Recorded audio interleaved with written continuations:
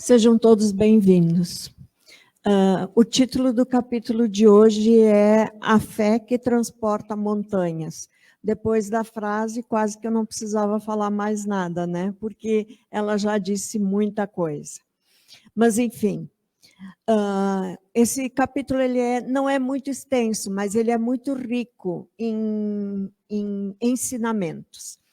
E quando ele fala do poder da fé, ele conta que quando Jesus veio à Terra, um senhor chegou até ele, se ajoelhou e pediu para ele, implorou que ele salvasse o seu filho, porque ele tinha levado ele até os profetas e os profetas não tinham conseguido salvar. E daí Jesus disse para ele que os profetas eram homens de pouca fé. Porque se a gente tiver fé, aquilo que a gente pensa, aquilo que a gente quer, aquilo que a gente almeja, a gente consegue realizar. E Jesus Cristo curou o menino e ele disse que ele não precisava falar nada para os profetas. Enfim, e aí ele seguiu. No poder da fé, ele vai abordar uma série de assuntos. Ele diz que a confiança do homem nas suas forças faz com que ele realize todo e qualquer coisa, que ele consiga tudo o que ele quiser, mesmo no âmbito material. Mas é preciso que se tenha fé. Daí ele diz que quando a gente bota assim uma palavra, mas se, a gente já está colocando em dúvida a nossa fé. E daí a gente também já põe em dúvida a gente conseguir aquilo que a gente está almejando. Então ele diz, a fé tem uma força enorme. Ela desloca montanhas. Mas o que ele quis dizer com desloca montanhas? O que são essas montanhas que a fé vai deslocar? São as nossas dificuldades. Tem que molhar o bico, gente. São as nossas dificuldades, são as nossas resistências, são a nossa má vontade, os nossos preconceitos, sejam eles de qualquer gênero, o interesse material e principalmente o egoísmo. Essas são as montanhas a que Jesus se referiu quando ele disse, a sua fé transporta montanhas. Quer dizer que a gente, com a nossa fé, nós podemos transformar todas essas alternativas que eu citei para vocês. Nós conseguimos fazer isso, tá? Depende só de nós. A fé, quando ela é forte, ela nos dá perseverança, ela nos dá energia, ela faz com que a gente tenha vontade de seguir em frente. Ela é contagiante, porque ela faz com que a gente contagie as pessoas que estão ao nosso redor, quando a gente falar da fé com todo o nosso querer, com todo o nosso poder. Um dia alguém disse assim, eu não sei se isso que vocês acreditam acontece mesmo, porque ninguém veio do outro lado para contar para a gente como é que é, né? Garanto que a gente já pensou isso em algum momento da nossa vida. Mas daí a gente pergunta, você vê o vento? Não. Você sente o vento? Sim. E é isso que é a fé. É acreditar numa coisa que a gente não enxerga, mas que a gente tem a certeza absoluta de que existe.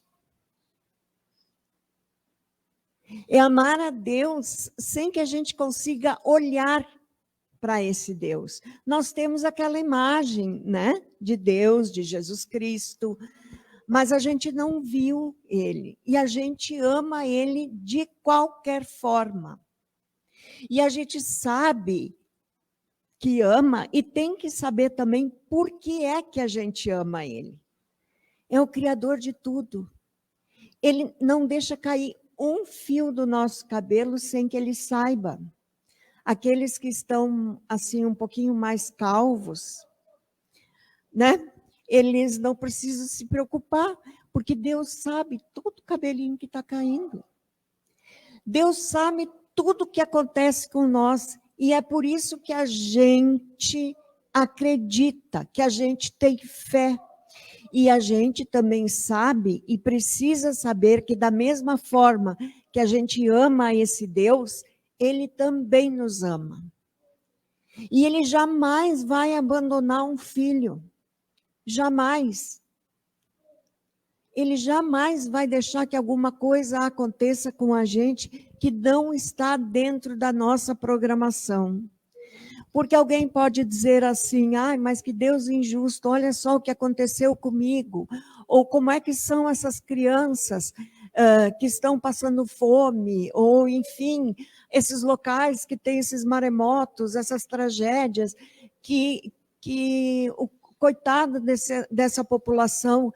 Gente, se a gente não consegue identificar a causa dos nossos problemas nesta vida atual, elas estão em outra vida, em outra existência.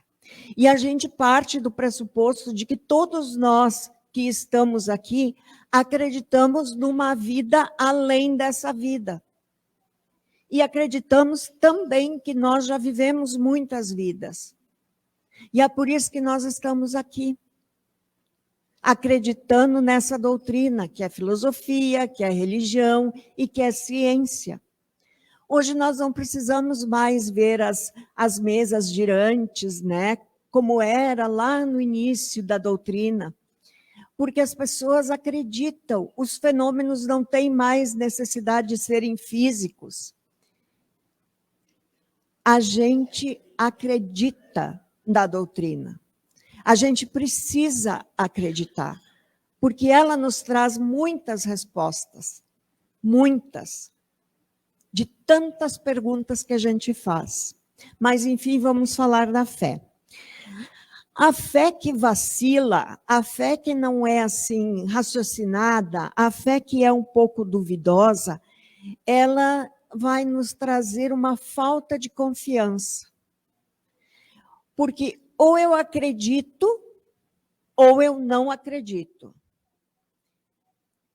Ou uma mulher está grávida, ou não está. Meio grávida não existe. Entenderam? Ou a gente tem fé e acredita nesse Deus todo-poderoso, ou a gente não acredita. Ou a gente acredita na doutrina que nos mostra que existe uma vida após esta vida aqui, ou a gente não acredita. Então, a fé com confiança, ela nos traz segurança, tranquilidade. Mas uma fé que vacila, ela não nos traz confiança. A fé nos dá lucidez. Nós enxergamos coisas com muito mais clareza quando nós pensamos de uma forma raciocinada. Com a fé ligada à razão.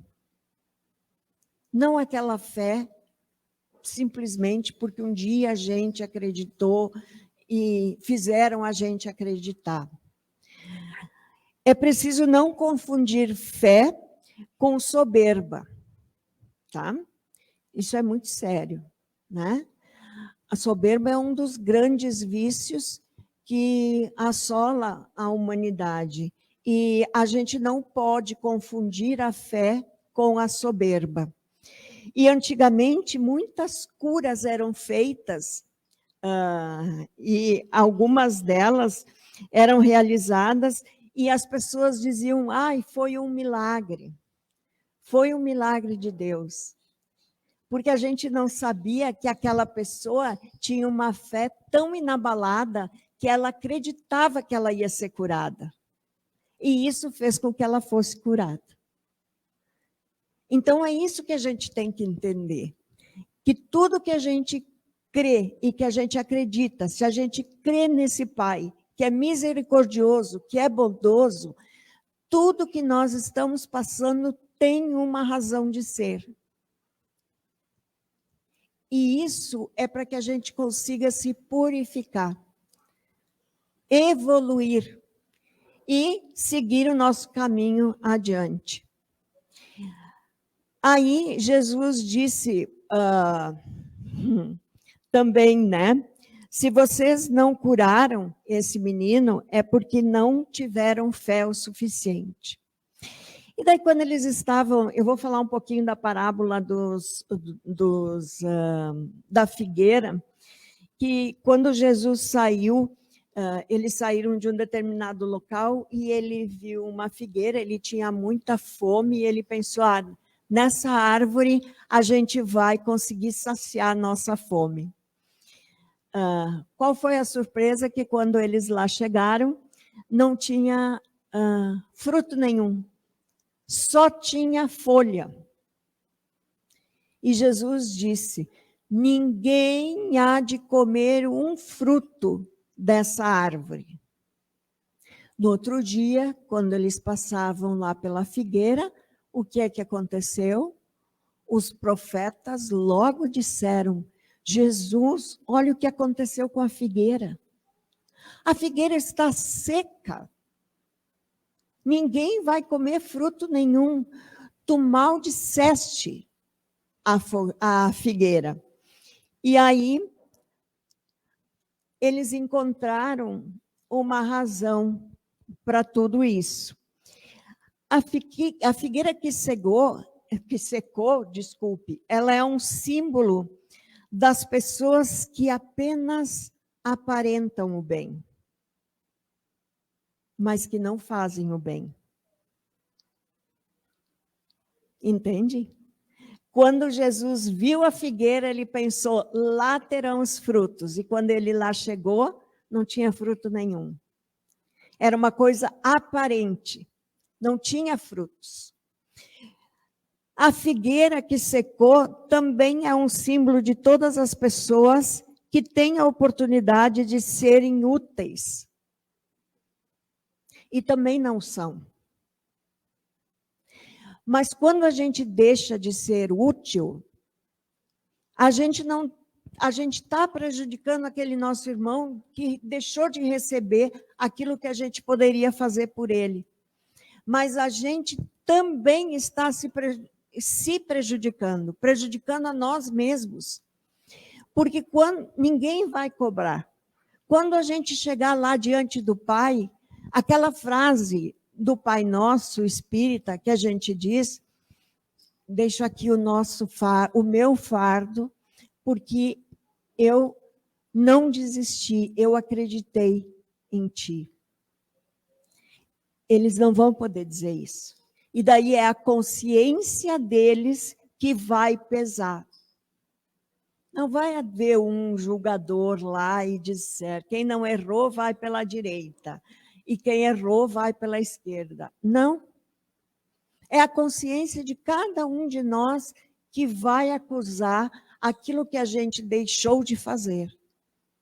Porque não basta a gente só fazer o bem. É preciso também fazer mais. Não fazer o mal. Isso também é grandioso. O que falta é a verdadeira fé. Uma fé produtiva. Uma fé que faz vibrar os nervos do coração. Vocês já pensaram nisso?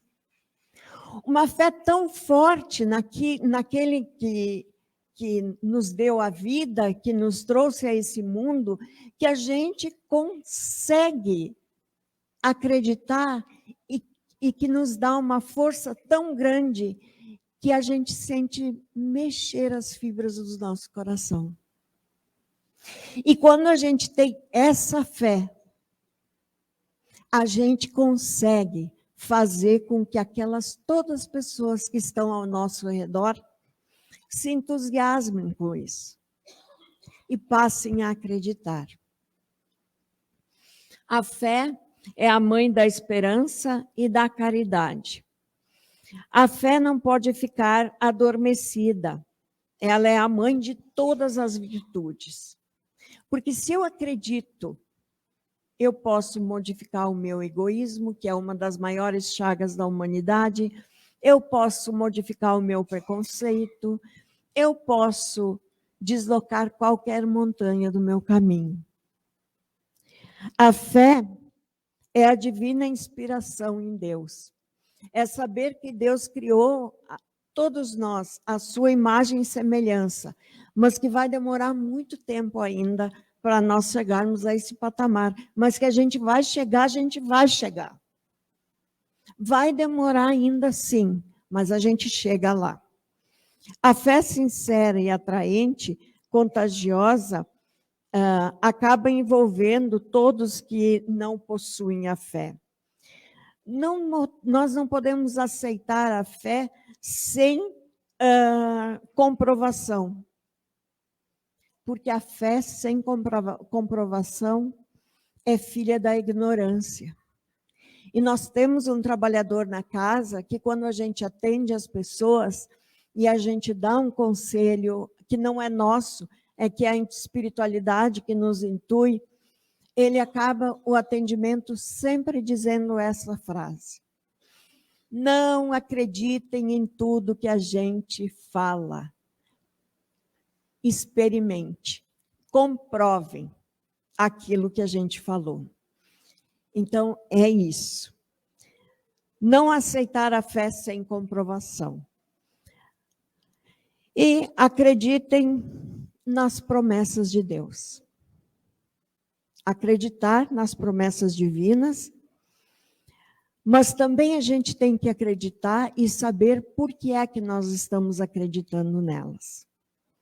Então, essa é a nossa reflexão da noite de hoje. Quem puder, leia o capítulo 19. Ele traz inúmeras ilustrações e muitos ensinamentos que a gente pode aplicar no nosso dia a dia aqui. Que nós estejamos todos com a paz do nosso Senhor Jesus Cristo em nossos corações. E que assim seja.